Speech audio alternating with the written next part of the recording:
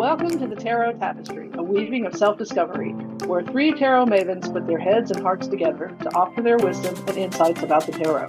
We hope that you find this helpful in your personal journey to self-discovery and growth.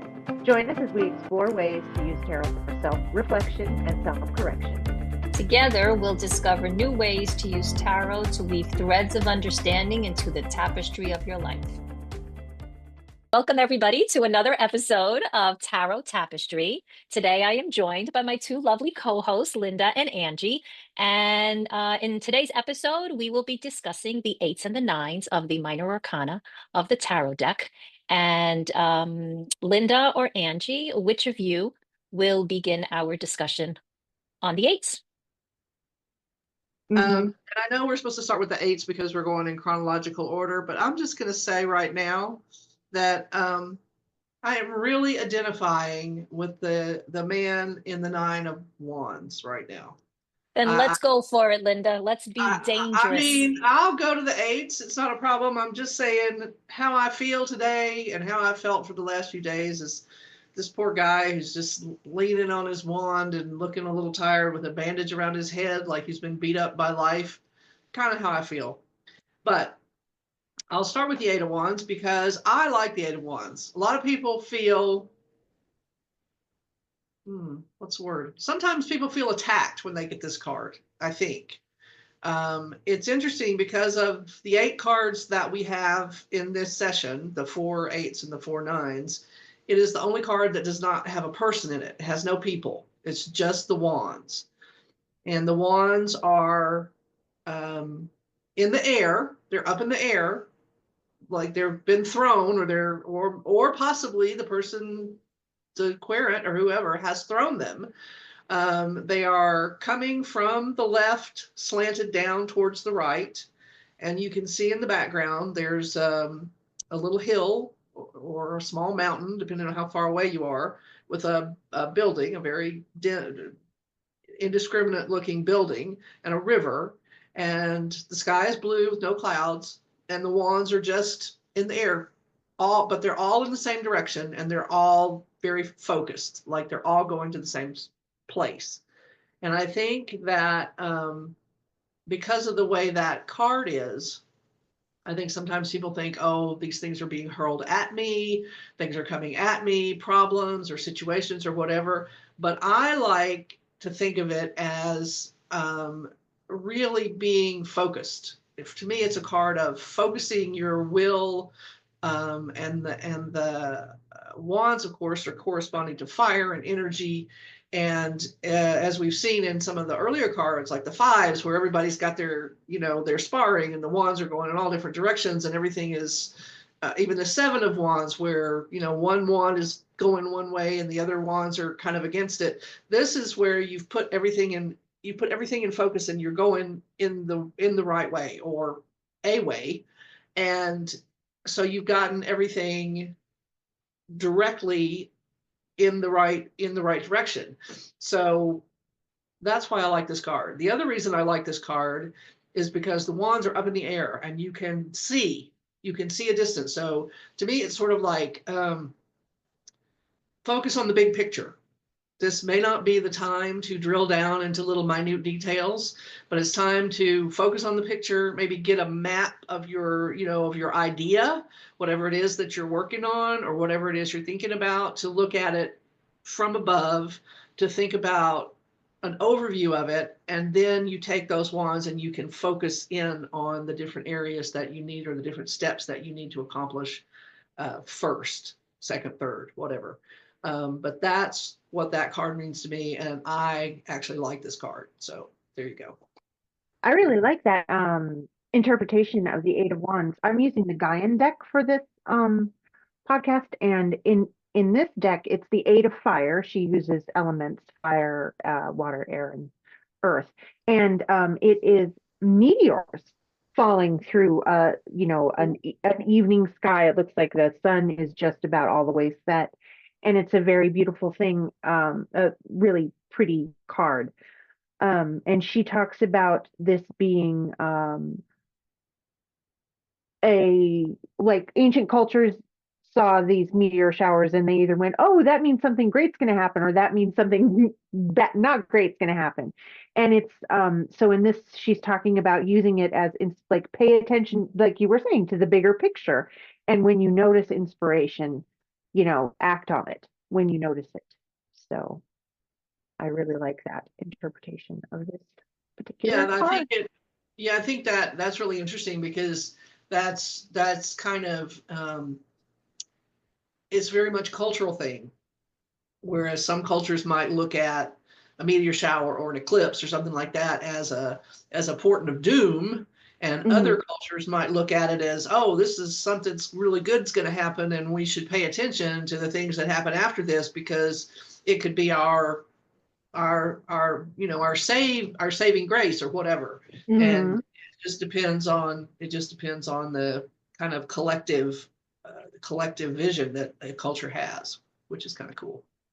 Yeah. Yeah, I like what both of you were saying about that card, and I think maybe in just a more general sense, um, I like looking at the card as like your momentum.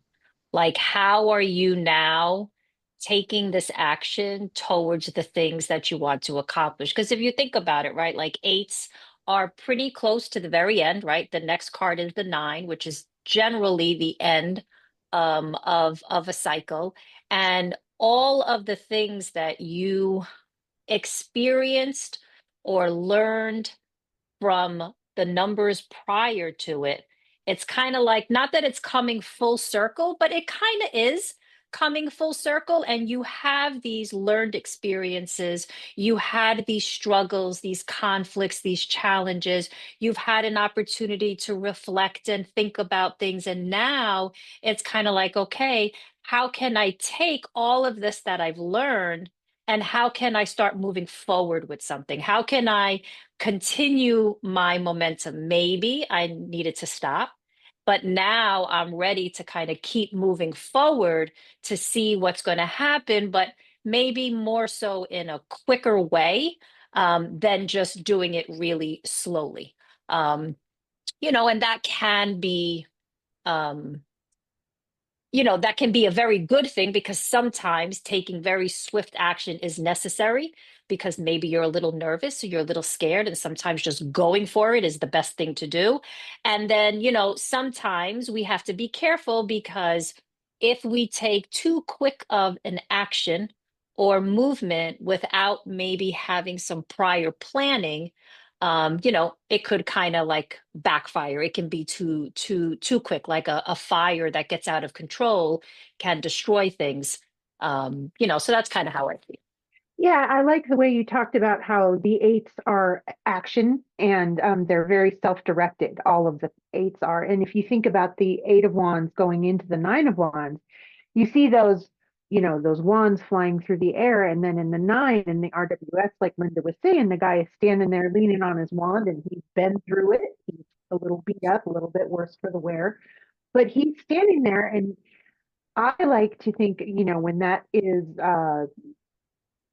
positively expressed in a reading of rather than he's standing there and he might be watching the people he just handed their ass to run away from him right there, that that decision Well, was made, that inspiration was followed in the eighth, and now you're just like you're there and you're like that was and the other thing is he's leaning on a wand, so and he looks kind of tired and a little bit defensive. But mhm, the other thing is it's you can interpret that the 8 wands that were flying through the air have now landed, and they're all in a straight line behind him. So either they just landed there, probably didn't, or he caught them and set them up in a straight line behind him, and now he's like, okay, well, I've and done now that he's got task. some defense, yeah. Yeah, uh, exactly. in the Gaian deck, the Nine of Fire shows a man sitting and meditating in a cave, a red, you know, like a deserty sort of cave, and all of his chakras are lit up, and there's light coming into the top of his head or out of the top of his head, and it's very peaceful. He's got a really serene look on his face, and it's that gosh, how am I trying to, when you see the big thing in with the meteors falling in the sky, maybe you need to sit down and be a little not disconnected, but a little bit internal and think about what it all means and check in with yourself. Like a She has little bit of after, a hermit mode, like a little bit yeah, of a exactly. hermity type of thing. Yeah. Yeah, because the eights are related to strength, which is the key eight in the major arcana, and then the nines are key nine associated with the hermit.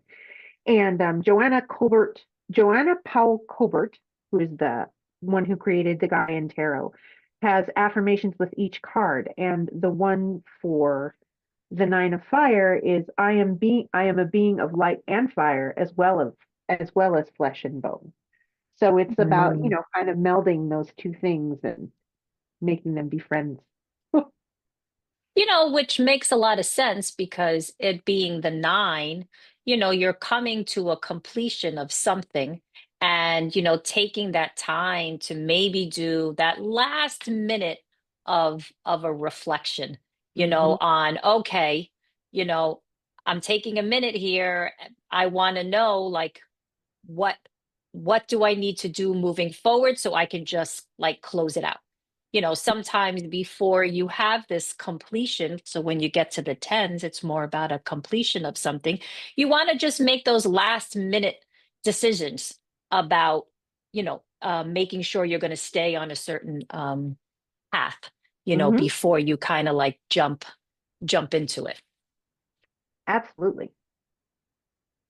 Oh, I So, like that. I like how we did something different here. Did you see what we yeah, did, ladies? the eight to the We kind nine. of did. That's right. I like Yeah. that flow. Maybe we should stick with that. That's a good one. Okay, so I will do the eight of water from the Gaian deck. Shows a woman swimming in the river and she's going kind of against the current now. And in the RWS, it shows the little guy and his uh with his walking stick and his cloak, and he's walking away from the eight cups sitting on the beach.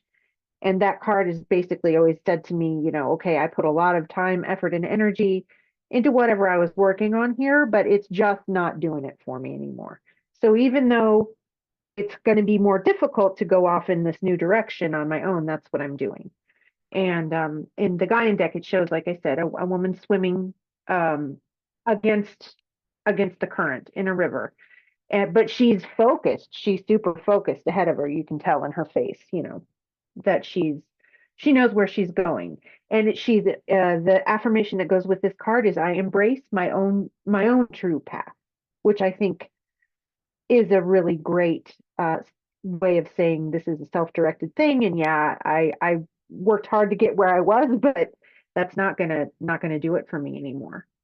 And then in the Nine of Water in the Gaian deck, it shows a woman standing in like an ocean cave, and she's got her arms spread, and there's like mist everywhere, and she just looks like relieved um and happy. And she's in a, like I said, in a cave, and there's water in the cave, and there's sunlight filtering through the mist, and she's just standing there with her arms outstretched. And, you can just tell that she just feels very fulfilled. All of her dreams have manifested. She's just like relieved. Phew, I made it. And I like to think that's the lady from the eight of water in this deck. She finally made it. She's out of the water. And the affirmation with this card is true happiness is found in my connection to spirit. Ooh, So, that's a you nice know, one. and in the Nine of Cups in the RWS, it showed that little fella sitting there with all of his favorite cups stacked up behind him like trophies, and he's just very satisfied and comfortable with his decisions that he made in the Eight of Cups to go from one thing to this new thing. And he had to leave eight cups, but now he's got nine cups, and they're all his cups.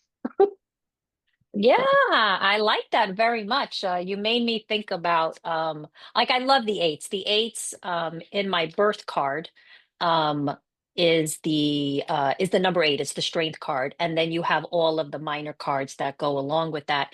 And I love, with the eight of cups, the idea of, like you mentioned, walking away from things that no longer serve you, but you did it in a way that allowed you to make sure that you were okay with what you were leaving behind, that you weren't necessarily making a rash decision to walk away from something. And I think when I think of the cups, obviously it's emotions, it's our feelings, it's our relationships. So if we are walking away from something, we're doing it because we finally come to the realization that what is happening in this relationship or what feelings I'm experiencing are not in my best interest. It's not bringing me closer to my authentic self. So I need to move on, and I'm using the Good Fortune Tarot.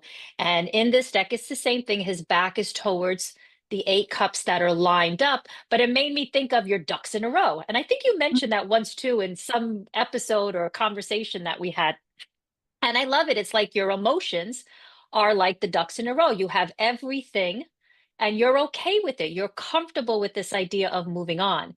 And then Yeah. you get to the 9 of cups, and then it's almost like another time to reflect and think back, but with a sense of gratitude for just the experiences that you have, worked through and gained with you that has brought you to this place of like happiness, Mhm. that's brought you to this place like you're like, ah, man, this feels really good. Like that guy in the 9 of cups from the Rider Waite. Like I'm sitting there with my 9 of cups behind me and I'm feeling really good, Mhm. and that sense of just gratitude that you were able to bring yourself to this place, that you were able to start from that ace, from just that like that inspiration, and you worked your way through it, and now you're here and you're like, oh, this feels really good, and I am proud of myself for being able to accomplish and do what I did. Yeah. The the 8 of Cups too, I think, is you're walking away, but you've done your best. You've done everything you can with that situation. And you just know that staying there any longer is just going to force it. You got to have 9 cups to hold enough. Eight's not enough anymore. You got to go find another one, but you take everything you learned with you. And that's never a bad thing. And it can be disappointing, especially if you have to walk away from something that you've put a great deal of love and effort into and emotional labor and everything. So it is, that card in the RWS, it's nighttime and it can kind of look like the fella's sort of sneaking off, hoping nobody notices that they're gone until, morning. But um, you just know that they're leaving because there's nothing else they can do there. They did it all. It's not, they're not necessarily angry or anything. It's just, well, this isn't for me anymore, and I Well, have to go on. one thing I noticed about this 8 of Cups in the RWS deck is that it is darker, and I think up until just this week when I was looking at these cards, I did think it was kind of at night, but actually it's an eclipse.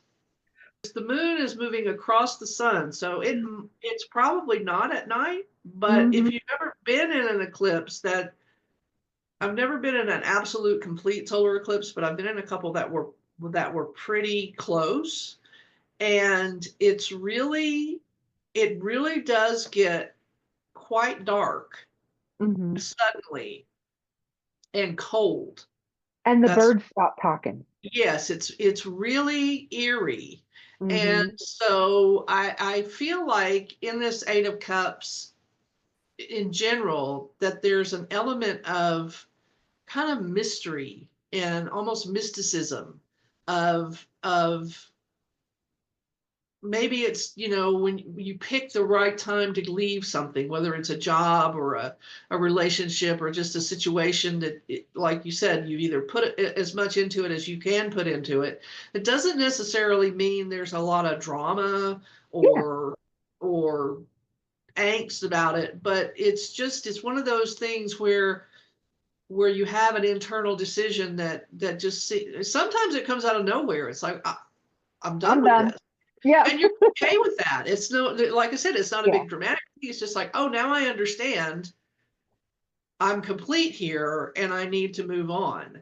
And so I think there's sometimes an element of you're looking at it in a different light. We'll put Hmm. it that way. So the eclipse is certainly, and the light of an eclipse is a different light than regular sunshine. So I that just kind of came to me this week as I was doing a little research for this. But yeah, and the other thing I kind of wanted to point out as we go forward is that, with the exception of the 8 of Wands, which has no people, every other card is just one person. So these are kind of, to me, they're kind of like singular or solitary accomplishments or challenges that we all have to go through. Um, and the guy in the 9 of Cups, he does look very satisfied, and once having gone through these things with leaving and doing all the coming to that decision and finding that additional cup to hold the energy or to hold the skills that he has, there's nothing wrong with taking a little time to celebrate what you've accomplished and to feel good about it. I think a lot of times we don't allow ourselves to do that because we always feel like we have to go on to the next thing and the next task and because we're just programmed to be nothing but cogs in a machine, and we got to go on to the next thing and not enjoy what we've already done. So I think Yeah. it's I had a little thought when you were talking about the eclipse, and it made me think of like and maybe this is a little far-fetched, maybe not, like a liminal space, right? Hmm. So we decided that we're going to leave, and now the it becomes dark, and we're kind of in this space where we left the light. We had this like this notion, this power that we gave ourselves, right? I would thought, I'm going, I'm leaving this behind, and I'm moving forward. And then you step into this place, this liminal space, where there's a small bit of darkness because change is scary. As much as we feel ready to do something, that doesn't mean that we can't be fearful or scared or apprehensive or a little worried. But it's not something that needs to linger with us for a long period of time, So kind of that eclipse moment can be symbolic of just a temporary place of maybe feeling these more shadowy emotions. And then the light slowly increases. And now you're like, okay, I went through that. And now you know what? I've got this energy and this power to keep moving forward. Yeah, and with it being cups too, it's emotional and intuition. So it's kind of like a I know because I know energy. Like it might not look logical to anybody else, and it doesn't matter because you're just done. It's time to go, you know. But like Linda said, it doesn't always signal like a big drama. Sometimes it can be a bit of a, oh, I didn't know I felt that way to myself once you figure that out. But a lot of times it's just it could also be something that you're doing that you really like, but it has an end date. And you're like, shucks, now I got to go find a new thing, you know? So it's not I like all that. high drama in the tarot. And Linda was talking about the RWS, which is just one person in each card. And the interesting thing about the Gaian tarot is in the 8 of Air, which in the equivalent in the RWS is the 8 of Swords, which shows a woman with a blindfold on, surrounded by swords. She's kind of tied up. In the 8 of Air, this one is a small group of people sitting in a circle, um, conversing and doing it in a really organized way. As the leader, they have like a talking stick that they pass around. And it's a communal sort of, we're making a decision, we're solving problems sort of energy, which is I just wanted to bring that up because sometimes, different decks have a different tone. It still means basically the same thing. We're feeling stuck. We're at a crossroads. It might feel a little bit impossible to overcome whatever it is we're doing. But in this card, in the 8 of Air, with all of the people sitting around talking about it, it's like we're going to figure this out together. Whereas in the 8 of Swords, it's more of a you could be the person who's tied up there. You could be the one, who doesn't want to touch the sharp swords that you're surrounded by. Or you might be the one standing there who captured the poor lady with all the swords. So, but either way, it's kind of like a one person sort of, you're a little bit on your own in that kind of situation.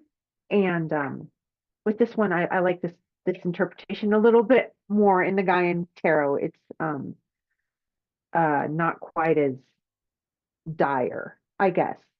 And then in the Nine of Air, in this deck, Nine of Swords in the Rider-Waite-Smith deck is the woman sitting up in bed. She's got her hands, her face in her hands, and there are swords above her head, and it's very dark and lonely. And in the Gaian tarot, it's a woman at a sacred space. She's unloading her grief. She's holding on to a standing stone, and in the background is a carving called oh shucks, I'm sorry, I had it. She Who Watches, which is the one who always watches over her, the woman in the card, with love and compassion. She Who Watches is a petroglyph found near the Columbia River on the border of Washington and Oregon. So it's like a real thing that I've never seen, but I would like to see. And you know, this card shows her being sort of held and supported, like she's leaning into her faith and she's got a protector or she feels loved. She's able to release her grief there. And in the Nine of Swords in the RWS deck, it's more of a lonesome card. I think it's more of a card of isolation and, bad dreams and, struggles with depression or guilt or just all of the things that keep you up at night and you find yourself awake and alone. So if you're looking for the Guardian deck still has the same themes of grief or being stuck in a spot, but it's just a little gentler. It's not as pointy as the swords in the RWS, I guess. I really like that. I really like looking at both of those cards, the 8 and the 9, as you don't have to go through this alone. And I think, in the 8 of Swords in the RWS, as well as my deck, the Good Fortune, you are by yourself, and we can get very trapped in our thinking, in our internal communication, and it can make us feel very like alone, very isolated.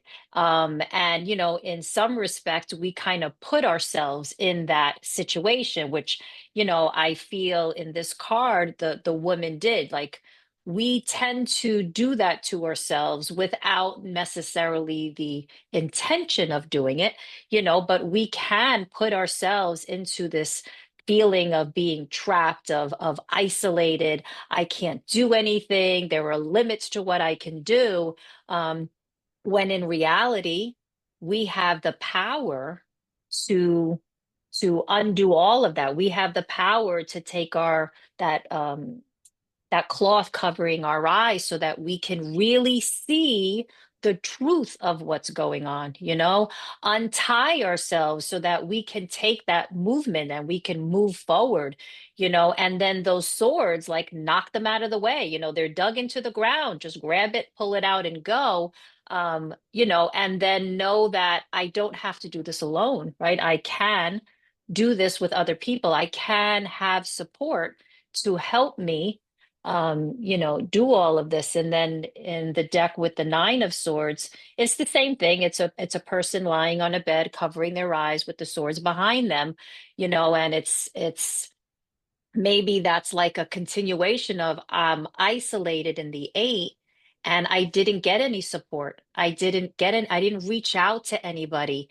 And now it's just kind of escalated to more of a lot of anxiety, a lot of worry. Now it's affecting me at night. It's affecting me. And I think we've all experienced that. I know I have many, many times, and I like in the Gaian deck that you were talking about, being able to reach out and have a support group, right? Get you through that you come out at the end feeling like, wow, I feel really powerful. I was able to do this with the assistance, of the people that, like my tribe, like my Mhm. three of cups friends. I was able to do this. Yeah, I love that. Yeah. Yeah, a couple of things that I noticed about, one Angie said something about them feeling pointy. Interesting thing about both of these cards is in neither card do you actually see the sword points. In Good point. I never saw. Oh, see what I in, did there. Sally. in the Eight of Swords, obviously they're stuck into the ground.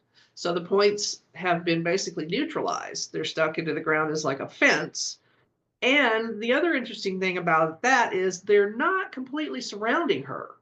There's like three on one side and then five kind of almost next to her in a row, but they're not completely around her like a fence. The other thing is, yes, she's blindfolded.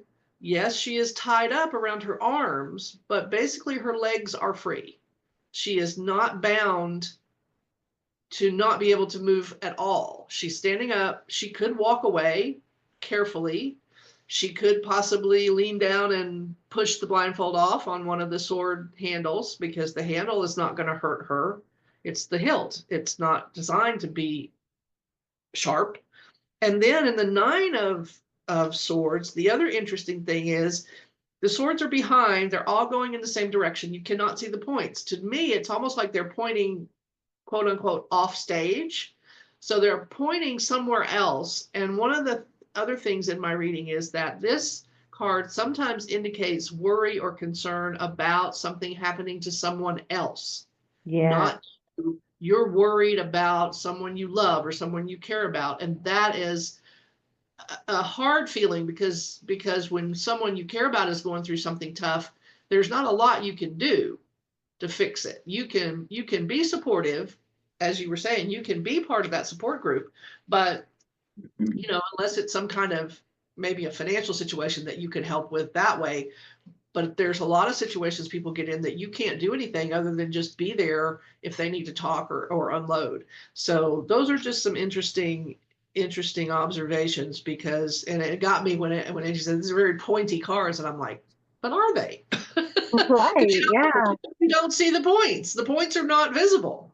And I also when you're really doing like so that. from Uh, from a self, I'm sorry, from a self no, no. reflecting sort of space, it's a reminder that some parts of some parts of almost every problem you have, even the ones you blame other people for. I'm not talking about like abuse or anything really serious. I'm talking about,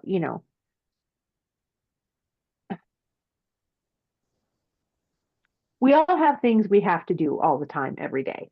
And Right. you are responsible for the attitude that you bring to these things. Like, Exactly. um, the lady maybe the swords are, I don't really like my job. I really don't like my job in the Eight of Swords, but I can't do anything about it. Like, I can't.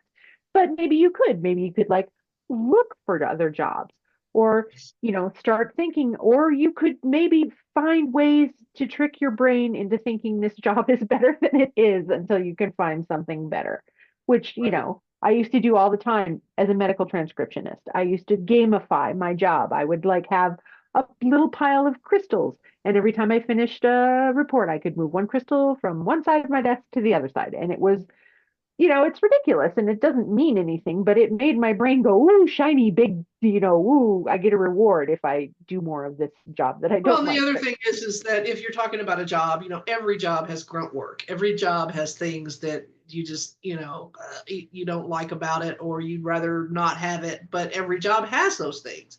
And every job seems to have a person around that's negative Nelly or whatever you want to call them. And it just seems like when you're in a group of people, whether you're working or in a say a quilting group or whatever group that you're interested in, there's always going to be those kind of people that you have to deal with. And when you can kind of say, oh well, I'll just I'll just let that be, or I'll just let that part of it wash over me until, until you put all that you can into it and you got your 8 of Cups moments and you have to move.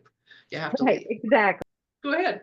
I just wanted to mention one thing about the 8s. So actually there was two things. So when you were talking about the swords, right, and the being pointy and how you don't see the points in the 9 of Swords, it sort of made me think about this domino effect on taking it more of our own personal negative feelings about things, whether it's because of other people weren't meeting our expectations, our job wasn't meeting our expectations, or we just have all of this stuff going on and we're kind of not in a space where we can deal with it all.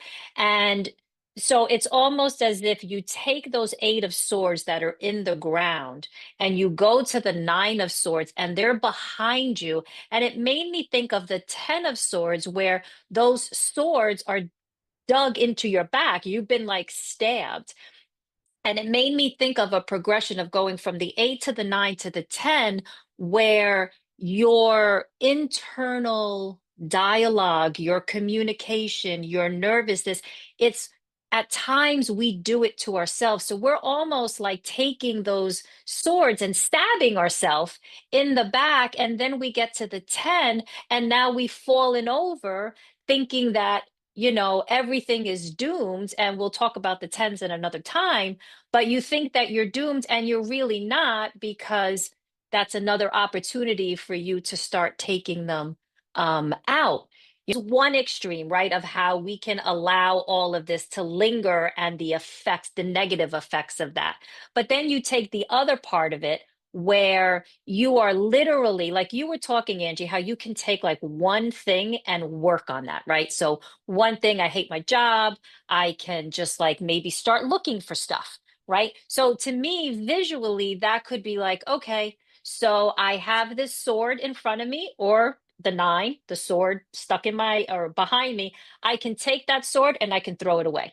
Right. So Mhm. that one negative thinking that I had about something, or this one worry, or this one anxiousness that I had, say relating to my job, once I just switch that thinking to taking action on it, it's like you can now take that sword and you can throw it away, or you can put it to the side and it's no longer blocking you. So it's like this progression of just taking these swords, thoughts, internal dialogue. And once you take action, now you've gotten rid of it. It's not standing in your way anymore. That was it. And now we can go on. Sorry. Beautiful. So where are we? Are we up to the We're up Pentacles? to we're on Pentacles. Oh Believe my it or God, not. that went fast. So, okay. Um, the 9 of Pentacles in this deck is so lovely. It is a lady with red hair in a blue gown and a blue dress, like a comfy spring kind of dress, standing in a field of lavender, looking very happy and satisfied. And it just like you can almost smell the picture if you can imagine being in the middle of that much lavender. And it's, about just everything is just dandy. Thank you. I don't need anything right now. Like my life this picture just says, she could have $2 in the bank and it wouldn't matter. It wouldn't make her happier if she had a million in this moment. Like she's just, everything is good. And she seems very happy and relaxed, which is nice, in the 9 of Pentacles of the RWS. It's also a lady standing by herself, but it's a little more, it always feels more formally abundant. Like she's got a really snazzy dress on and she's got her falcon and just, blooming plants all around her and stand in front of a big mansion, probably. I don't know. I'm not looking at it right now. One of the things that they talk about the 9s is that they tend to deal with compromises. And for this particular card, it talks about, yes, she's standing and she has on this luxurious robe with it, has a train on it. She's got her pentacles are kind of on the ground, not on the ground, but she's standing in front of a hedge. a big thick hedge, and she does have her falcon on her gloved hand with the hood on it, and she has they're kind of stacked up around her feet up to her waist. She's got her hand resting on one of the pinnacles, so it kind of indicates that if you equate the pinnacles with actual coins, that she's got a waist high stack of money there, so she's well off. But the other thing it talks about is compromise, is that, again, with all these cards, these people are by themselves. She is not in a community, as you might see, as you do see later on in the Ten of Pentacles, where it's kind of like the culmination of a prosperous family or community or group of people. She's by herself. And given that this is sort of a medieval kind of time frame in the illustrations of these cards, you kind of think of the kings and queens and the serfs and the peasants and that kind of thing, that if you want to take it into a story form, you could say that this might be a very wealthy, well-off widow. Because usually when women were well off, they were not well off because they earned the money themselves, because they were not allowed to do that. Right. Not because they weren't able to, but because they were not allowed to. So she is alone. Even if it was theirs, it wasn't theirs. Right, exactly. Even if it was theirs, it wasn't theirs, unless the benefactor passed away. And then as the dowager, then they were able to have more freedom. And so she may want to have more companionship, but she realizes that if she does, she's probably going to lose what she's got. So, and we go back to the 8's, we have the apprentice who's hard at work, crafting his pentacles and hanging them up. The interesting thing, I was listening to something the other day, and I can't even remember what it was I was listening to, but they were talking about this and how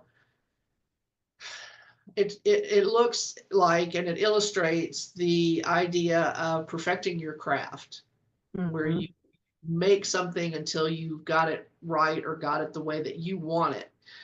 And it was interesting in the conversation I was listening to, and I honestly can't remember, it might have been a podcast, but it was talking about how kind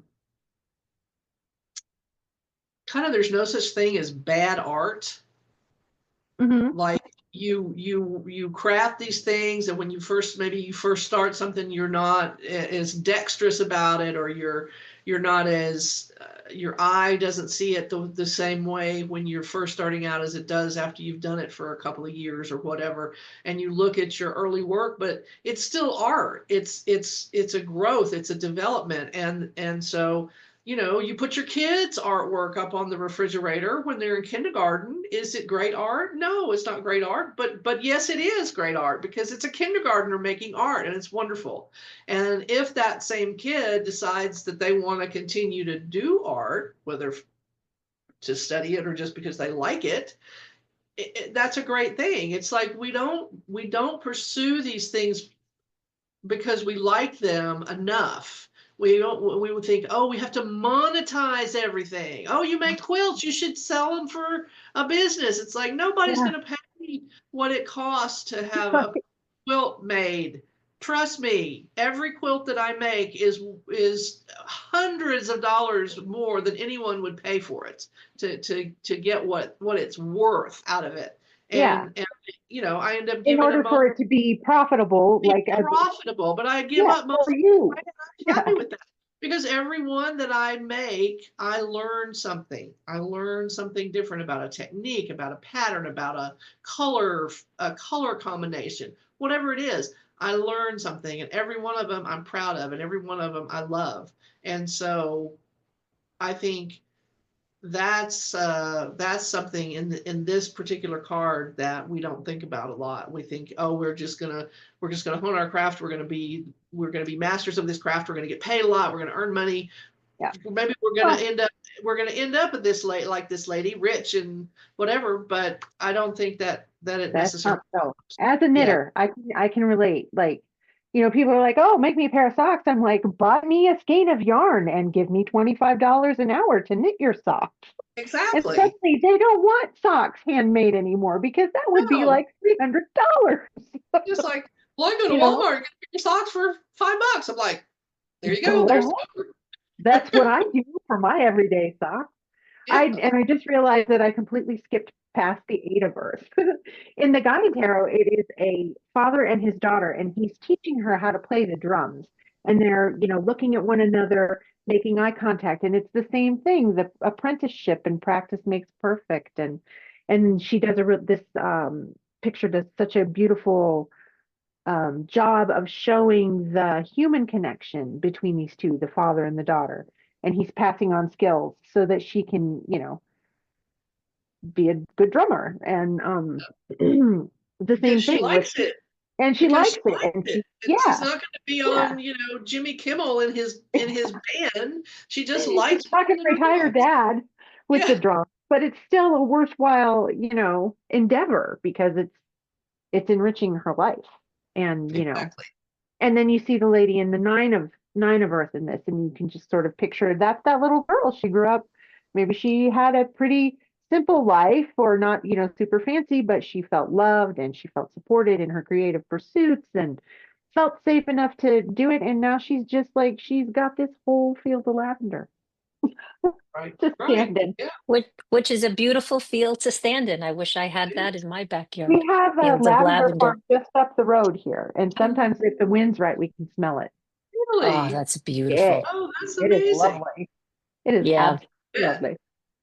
But So I wanted to talk a little bit maybe more about the shadowy side of the 8 and the 9s as I was thinking. So I have heard other people talk about the 9 of Pentacles as being maybe an issue with perfectionism, right? And when I look at the one that I have from the Good Fortune Tarot, I do see this woman. She's standing there, but she looks a bit rigid, like a little bit like maybe she's not fully enjoying or embracing her abundance because she is still maybe a little bit concerned about this idea of perfectionism, of being perfect, of showing the perfect person. I have my perfect life. I've, created this life for myself and I need everybody to see that I'm perfect. It doesn't allow you the ability to just relax into things, right?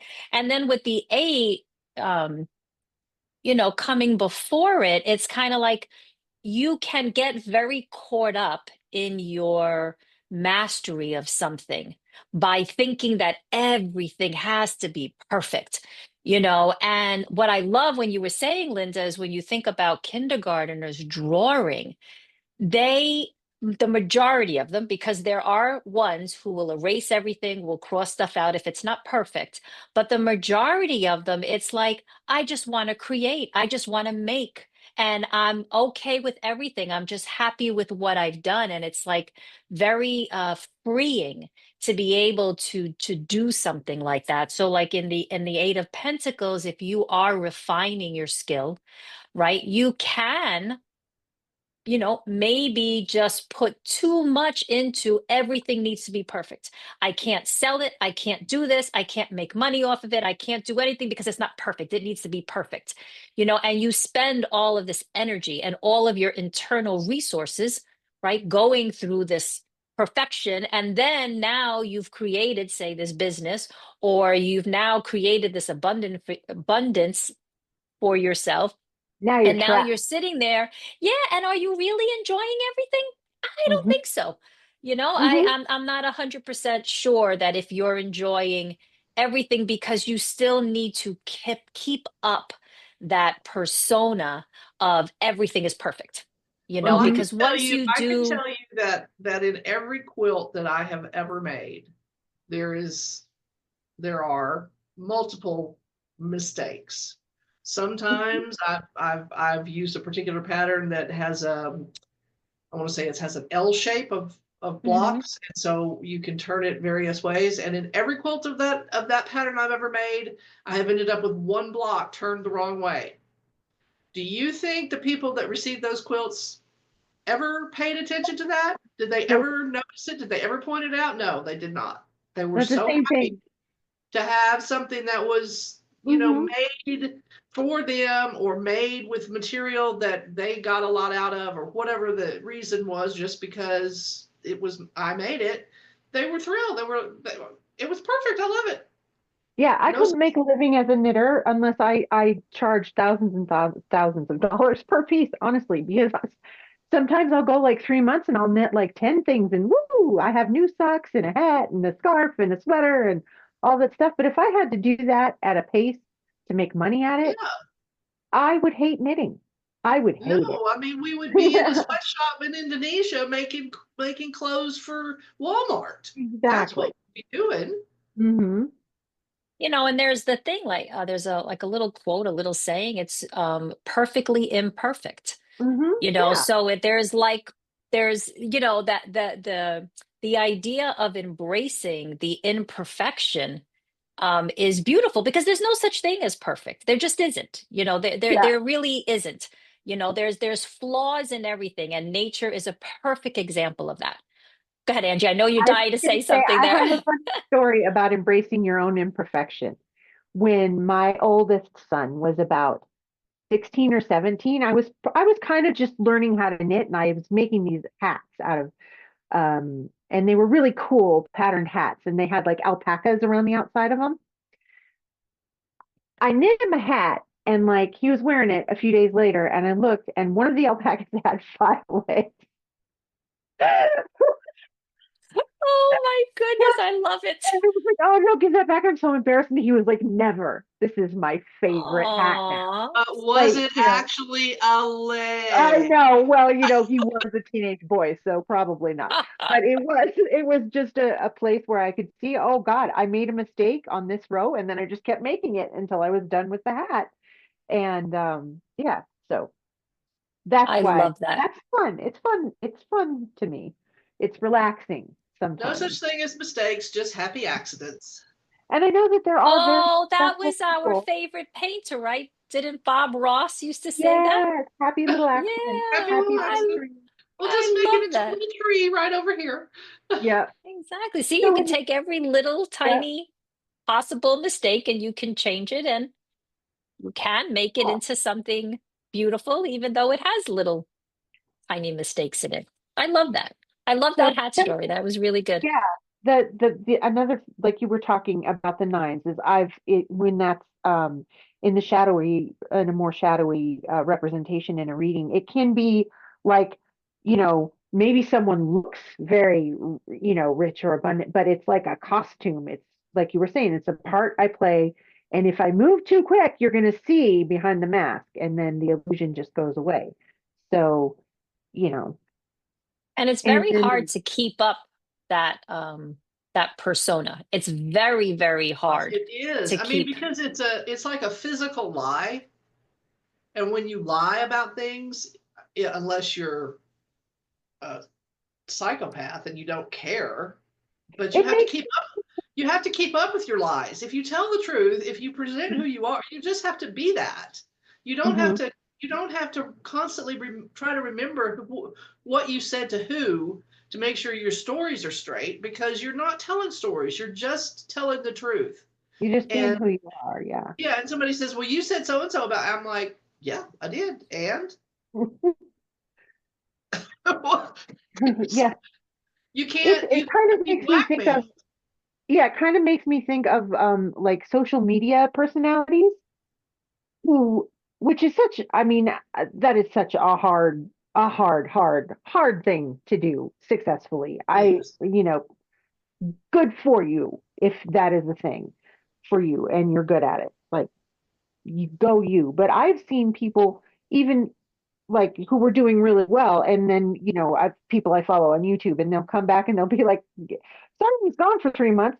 I had a nervous breakdown," basically because this is what I do for a living, and it's Right. incredibly hard. It's like being a reality on a. It would, you know, being on. You always have to think about what other people think of you, which sounds exhausting and demoralizing to me. I think I really am grateful for my mother in this regard, because her favorite phrase was literally, I was raised up by a woman who said at least once a week, "Who cares what the neighbors think? Yeah. Who cares what the neighbors think? We're doing this. We want to Mhm. do this. Who cares what the neighbors think?" Yeah. And God bless her, because that's kind of my attitude. I I don't care what, I mean, yes, I want my friends and people that I work with and to think well of me or to think that I can do a good job and I'm capable and all that. But I don't care what Joe Blow down the street thinks about me at Yeah. all. I don't Yeah, care yeah, if he, I did until I was probably 40. I cared if I quite a walk bit. out of my But then, house with a tank top and no bra, I don't care if anybody says, "Oh, look at her." But it's like yeah, I'm going to the garbage happy can. birthday, I guess. Yeah. Yeah, Um, and the swords, I think the 8 and 9 is often always kind of interpreted in the shadowy way because they're kind of scary cards. But yeah, we talked about how to read them in a more positive light by, talking about how you're not really as stuck as you perceive yourself to be. yeah, But when you are very dedicated to being immobilized, like you're afraid to move because of either, I mean, the swords are real, okay? They're sharp. Like maybe she is in a situation where that is the best she can do. She can just stand there and not get cut right. because other people have those swords. Like that's a very trapped and disempowering feeling. And it is a real thing for many people in many situations. And I'm talking about everything light from like, I don't really like this job to I can't fucking say anything in this house without, you know, upsetting the least mentally healthy human being in within my earshot, and that is, and with the 9 of Swords, insomnia and mental illness and stuff, like these are situations where you need to say, I need help. It's okay to say, I need help. I don't know what the fuck I'm doing. I'm going to make a call. I'm going to call the person that I trust the most. And, Right. you And I know, think that, I think that in all of these discussions, we are not, well, one, we're never victim blaming.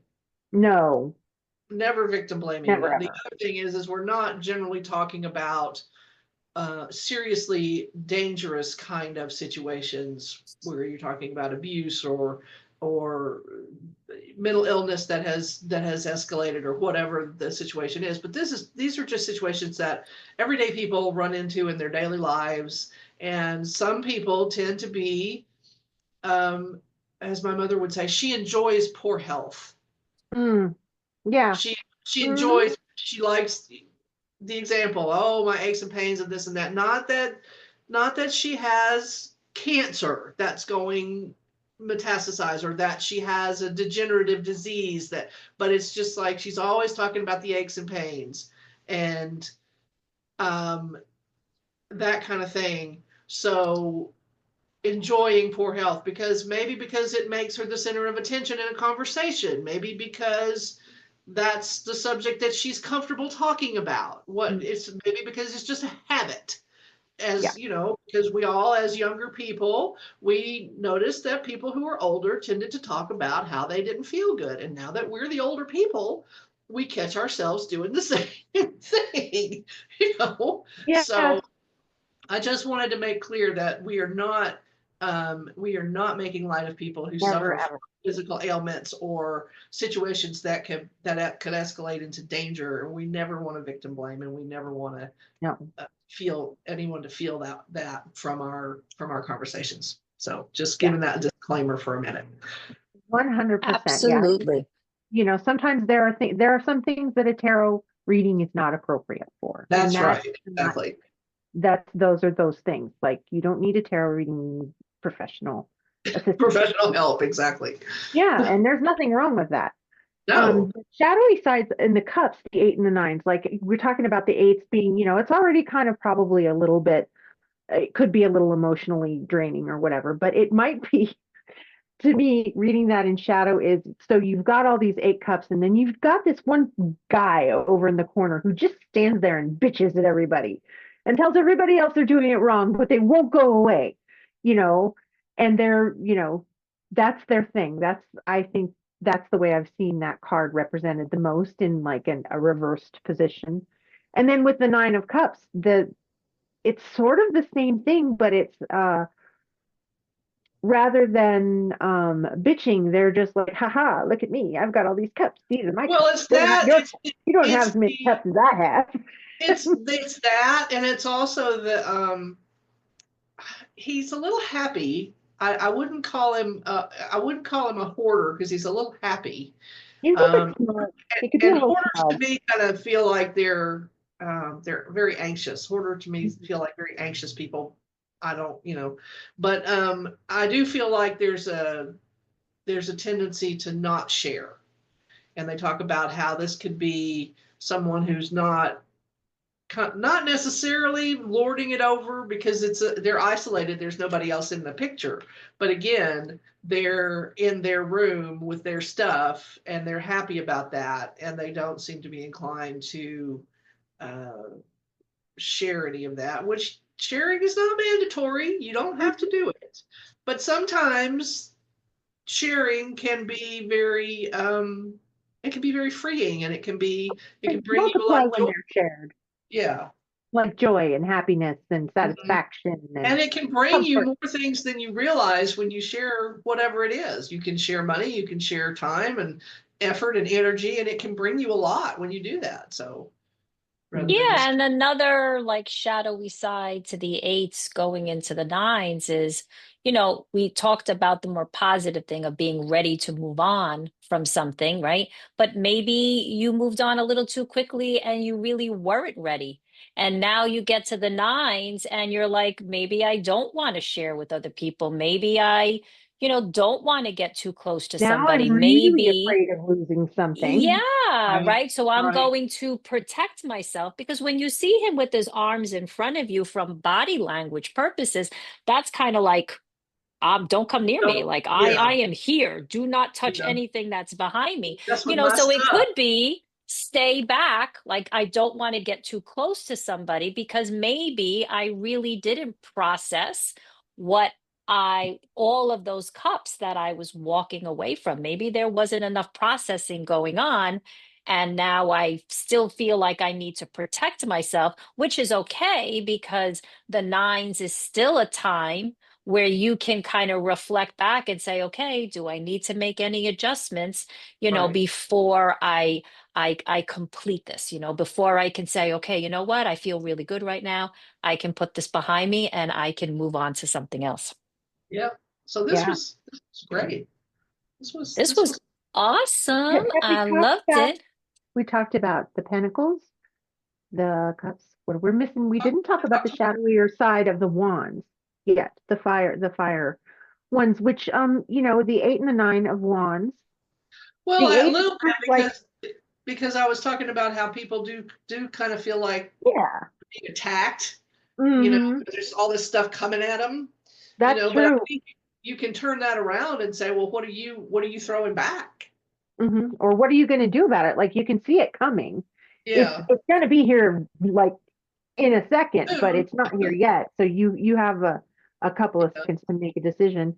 And oh God, the guy in the 8 of Cups too. He's, you know what else that this kind of archetypal person to me brings to mind is somebody who is just always like really like, oh, so sad. I'm so sad. I'm so sad, or I'm so dissatisfied, or they sigh and they moan and they Eeyore. constantly are always having to say, "Are you okay? Are you okay? What's the matter? What's the matter? What's the matter?" And they like won't tell you. They just want it fixed, but they don't want to do anything. But Yeah. another thing that can happen in that 8 of Cups is maybe that guy was just going to the bathroom and he came back and all of his cups were gone. And then he finally got 9 cups in the 9 of Cups. And now he's like, I am not leaving these cups ever. These are my cups. Yeah, I just that's a need to good get way to a see drink of it. water. Why did you Yeah, take my cup away? I just went to pee.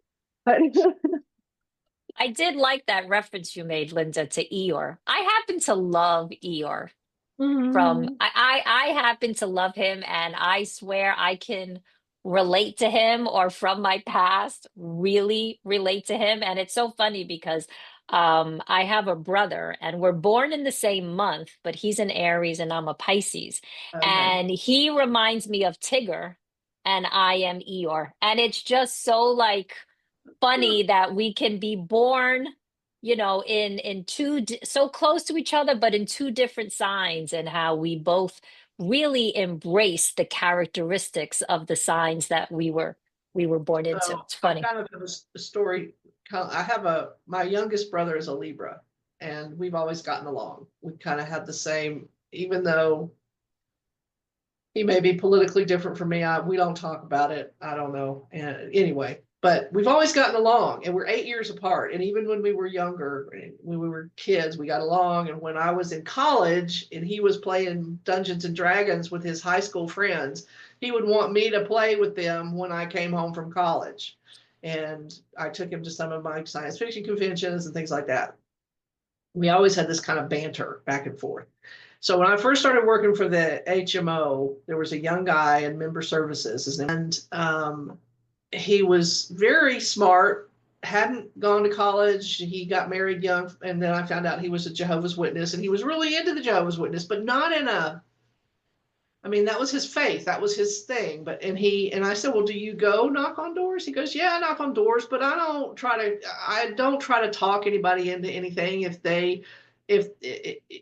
they say they're not interested, and I move on. And I'm like, well, I appreciate that. I appreciate that you do it that way, and that's great, whatever. So we would talk, and I kind of teased him because I know that Jehovah's Witnesses don't celebrate their birthdays, right? And they don't celebrate national holidays. And but New Year's Day is a big, because he and his wife got married on New Year's Day, because they do a lot of things because they're not celebrating the holiday, they do things. And so I was teasing him one day. He was like, do you know when your birthday is? And he goes, yes, I know when my birthday is. I just don't celebrate it. So because we got our own insurance coverage from the company, I had access to people's information. And I looked his information up, and he had the same birthday as my youngest brother. So we had the same kind of bantering relationship that we had back and forth. So I was like, oh, well, that explains a lot right there. That is so funny.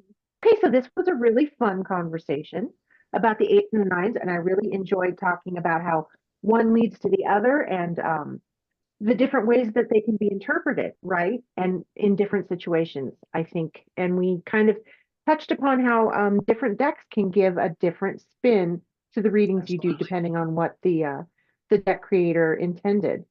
And so I want to encourage everybody to start with the RWS if you're brand new, just because you're going to be able to find so many resources on it.